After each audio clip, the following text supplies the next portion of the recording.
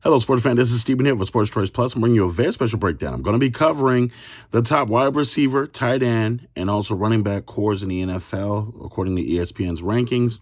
I'm going to be covering the Los Angeles Chargers at number 22. Before I get right into that, I'm going to make sure that you're subscribed to the YouTube channel so you can get all the updates and all the breakdowns. Without further ado, let's get right into it.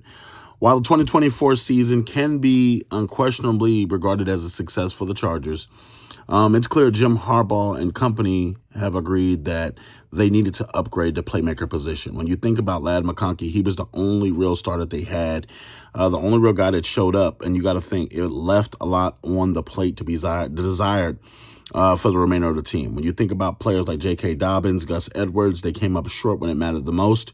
They even resulted to signing Ezekiel Elliott to the practice squad. So it was a number of things that was doing it. Joshua Palmer is no longer on the team. He left for the Bills. You got to think Quentin Johnston, his role as a full-time starter isn't guaranteed because of the drops and the poor performances he had last season.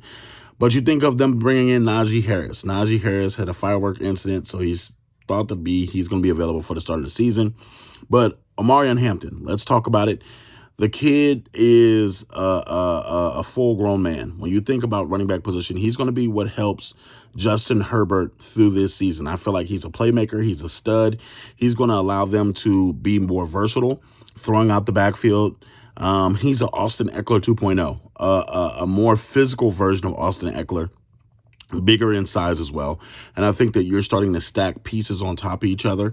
Him with Ladd McConkey is a good conversation.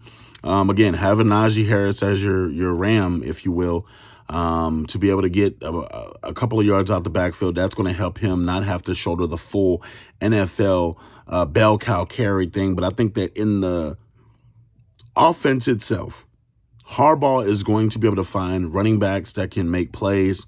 He's going to be running the football more than ever. Taking the ball a little bit out of Justin Herbert's hands is proven to keep Herbert more healthy, and it's proven to keep him in games longer. When you think about Justin Herbert, he's been more smarter. He wasn't in there trying to take the shots, going deep, and getting the unnecessary hits that he was taking the last couple of years. When it comes across the board, they got a 1-2 punch at running back, and I think that helps them more than anything.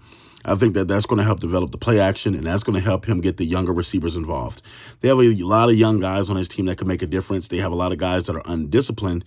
So that's going to be one of those things of developing wide receivers. You have stars on his team at the wide receiver position. It's just a question of them developing and getting on the field.